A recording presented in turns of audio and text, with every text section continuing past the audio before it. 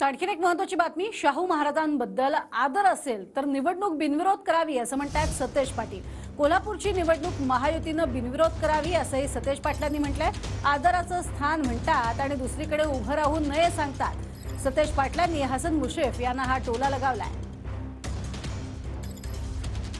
आता ते लोकांनी ठरवायचं आहे काय। आता महाराजांनी राहू नये असं आम्हाला सगळ्यांना वाटत होतं। ते सगळ्यांचा आमचे आदर्श होते।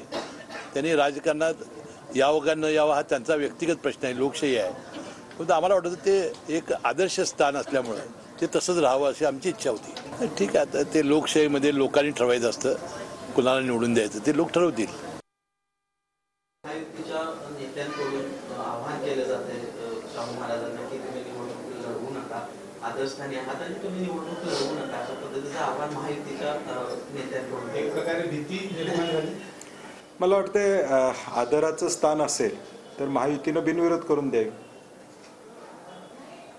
एका बाजूला आदराचं स्थान म्हणायचं आणि ते जर लोकशाहीमध्ये निवडणुकीला उभे राहत असतील तर मग त्यांनी उभं राहू नये असं म्हणण्याचं कारण